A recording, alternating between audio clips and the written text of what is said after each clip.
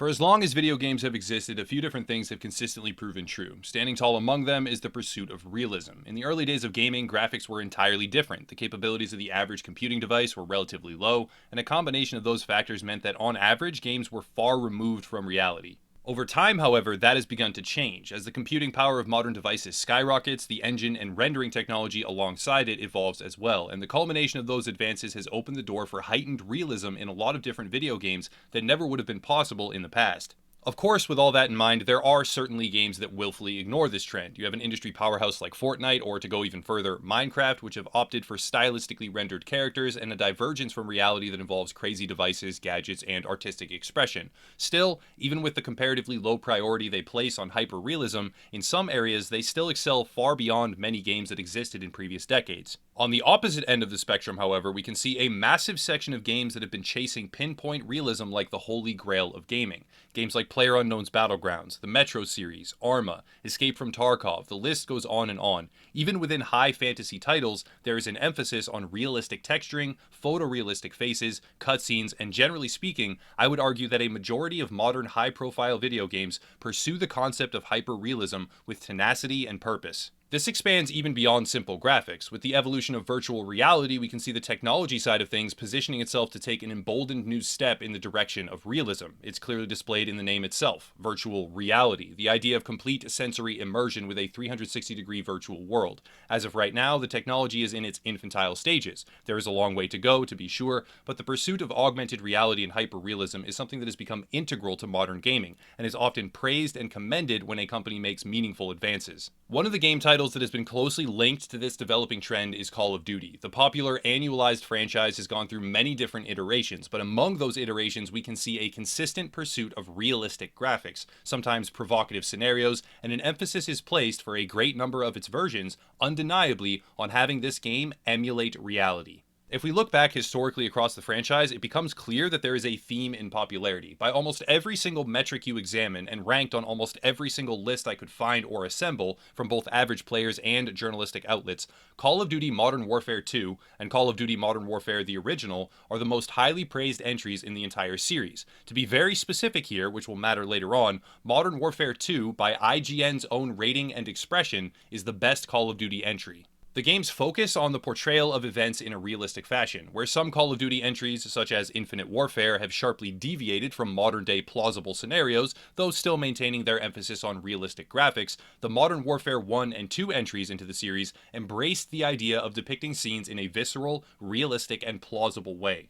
Furthermore, there is an iconic scene in Modern Warfare 2 called No Russian, a scene in which the player participates in a massacre carried out within a Russian airport with the intention of earning trust within a terrorist cell. The scene sparked widespread controversy within the gaming space for its provocative subject matter, and while the scene itself was not depicting a one-to-one expression of literal existing events, it was something that attempted to intentionally spark emotion and provoke questions. Call of Duty was rewarded for this. Modern Warfare 2, as I said earlier, by any metric I could find, is embraced as one of the best, if not the best, Call of Duty game in history.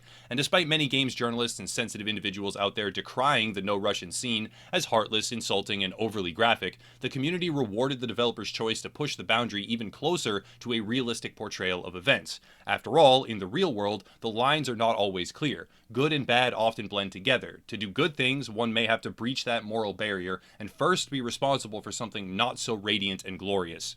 Now we arrive at Call of Duty Modern Warfare 2019. The game has already been making headlines. Journalists like Dean Takahashi have even outright called for the game to have scenes removed, even before having any indication of context or explanation. His justification was that these scenes were too real, that the scenes made him uncomfortable, and that in a morally gray world of modern combat, it was not something appealing or acceptable, and therefore should not exist. This is where we start to see a quandary emerge. In an industry that's been chasing realism for decades, with numerous examples at every point on the spectrum, from Flight Simulator to Rainbow Six Siege, a game that takes another leap forward in both technology and theme is decried as unacceptable. This conflict is also expanding rather than remaining isolated to one overly sensitive journalist. Most recently, IGN at E3 2019 sent a number of representatives into a showcase that gave them a gameplay preview of Modern Warfare, and their following responses very closely emulate the sentiments of Dean Takahashi. Here's a small portion of what was discussed following their inside look at Modern Warfare.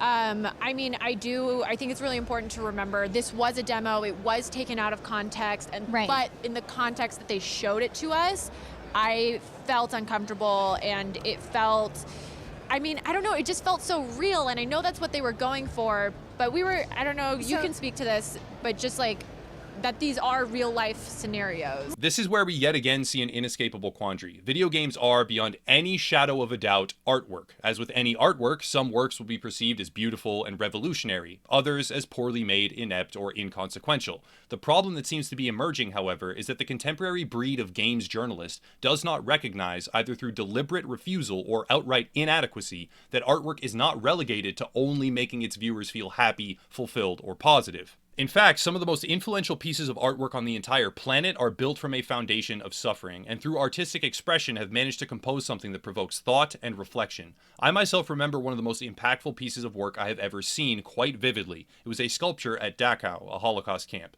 The twisted metal piece was designed to depict bodies, and it did not make me feel happy. It did not make me feel at peace. It stirred emotions in me that are hard to explain, but what I can articulate is that the sculpture, with its interwoven metal limbs, was a beautifully artistic piece of work, designed as a memorial to an event that must always be remembered. Of course, most video games differ from such a powerful sculpture. The medium is distinctly different, the message, the takeaway. From top to bottom, it is something entirely separate. But as soon as you accept and embrace video games as artwork, you accept that they are not required to always make you happy or elicit positive emotions. These journalists have clearly forgotten that. Here is where I will need to draw a few broad strokes generalizations and make a number of different assumptions, but bear with me because I believe the reasoning behind it all will track rather effectively. Here is a further quote from one of the IGN journalists. The demo right, that we and so saw. I think that would be if the headline coming out of the Modern Warfare reboot or reimagining, whatever you want to call it, if the headline coming out of this was, you can play this game non-lethally, I think that would have, if that had been tacked onto the end of that demo, like, that would have really changed my opinion of it. This is what starts to solidify my impressions. War, by any and all definitions excluding specific subsets of war, such as cyber or economic warfare, is not a non-lethal endeavor. A game titled Modern Warfare and set within a specialized squad of tactical soldiers fighting close quarters against terrorist cells is not a non-lethal premise or concept. The desire for such a title to be or have non-lethal gameplay is a relatively new thing to hear. You would never have heard such a quote even a few years ago with previous Call of Duty installations because it's a completely useless premise when stacked up to what the franchise actually is. I believe that this fundamental distaste for what was shown is born of a desire to never offend anyone for any reason at any time. Multiple of the IGN journalists called the game jarring, said it made them feel uncomfortable, and expressed that they would not want to play this game for 10 or 20 hours of a campaign if that's how the whole story was told. Furthermore, their title for the analysis video reads, Call of Duty Modern Warfare is the most divisive game of E3. Their like to dislike ratio also indicates a disconnect between their audience preference and their own commentary, but that's a separate phenomenon, so I'll mostly ignore it. Their premise is that Modern Warfare is divisive, made them feel uncomfortable, and though they acknowledge that no context was given, they make it abundantly clear on numerous occasions throughout the segment that it is not a game that they enjoy in its current form, owing in large part to the fact that it is too real. Considering this, we see a further developing schism between media and the general public. The real world is divisive. Depicting realistic events and pursuing realism as a cornerstone of any game's development means that, at least partially, that divisive reality will bleed through. And in my eyes, it is all but impossible to make any degree of appealing realism while doctoring that realism to only show the fake, inoffensive, media-safe version. As an example, here is a quote from another IGN representative. Also where some of the difficulty in, oh, it looks so beautiful and so realistic, so when I have to then shoot these people, it looks like you're shooting, like, whether they're terrorists or not, of course. Here again is that same quandary. The game looks beautiful, a concept that is being chased by the vast majority of game developers nowadays, but because it looks so beautiful, at least for IGN, it transforms from a positive to a speculative detraction because it means that as you are participating in combat, that same beauty and graphical fidelity also applies to the violence. The general aversion to violence is yet another tendril in this discussion, with Rock Paper Shotgun decrying Cyberpunk 2077's focus on combat and mechanically enhanced violence in favor of more socially oriented themes, but that is a topic for a different day.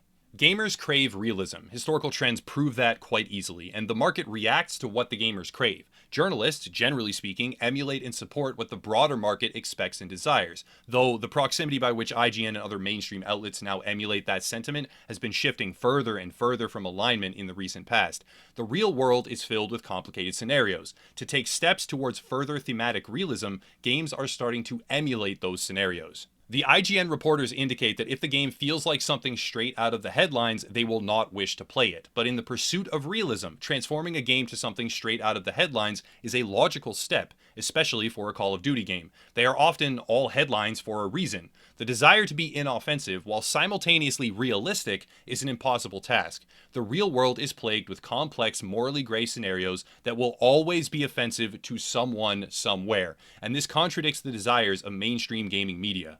Looking back at IGN's own sentiments regarding Call of Duty Modern Warfare 2, we can see the following statement with regards to the title, with some of the most controversial and memorable campaign moments in the franchise. In the past, they seemed to understand that controversy or moral dilemmas are storytelling tools, but now, as the landscape shifts towards increasingly sensitive outrage at anything and everything conceivable, they are at the forefront of decrying a game because it felt jarring and uncomfortable. IGN is not alone here, with journalists like Dean Takahashi, famously unable to even read on-screen prompts in the game Cuphead, and hilariously beaten in multiple side-by-side comparisons by 4- and 5-year-old children for both speed and aptitude. Journalists like Dean Takahashi are asserting that the game should not ship with scenes so graphic, realistic, and accurate. Herein lies the quandary. Games have been chasing realism for decades and making massive strides towards that end. But as the social landscape has transformed, what was once reasonable is now unreasonable, and gaming journalism outlets operate as an exaggerated extreme because of their desire to conform to ever-shifting politically correct standards.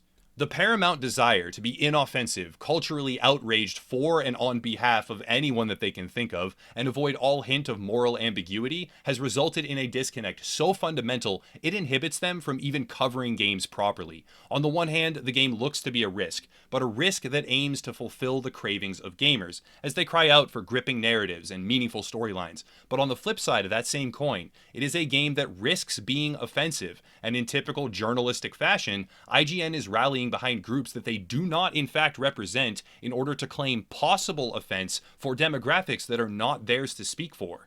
Here is another line from the segment. And maybe they'll fall flat on their face, and this game's going to end up being offensive to anyone who's served in the military. I don't know. That is entirely possible. It is clearly shown how they are projecting preemptive internalization of possible offenses or outrage that may not ever exist or apply to them. And to go still further, anecdotally, I have seen far more active and previous military personnel subtracting from this sentiment rather than emulating or endorsing it. The dilemma that games journalism faces is that to pursue their directive of being never offensive to anyone or anything at any time, they must be directly at odds with the trajectory of games, at least when those games cater to the desire and sentiment of their largest audience. When games do not craft a narrative appealing to their audience, and instead cater to this outrage-driven, overly sensitive new age of journalism, the games often fail, miserably, or at the very least undergo widespread controversy such as Battlefield 5. Call of Duty Modern Warfare looks to be an interesting game, but a large amount of that interest will be predicated on thought-provoking and realistic modern-day combat scenarios, which will certainly fluster some of these journalists, as it already has, clearly. Either way, we're in for a hell of a show. That's it for today, though. If you want to support the channel, check out the links down below. We have merchandise, various memberships, and some other stuff too, but I'll cut it there and stop rambling. As always, thank you all for watching, and have a nice night.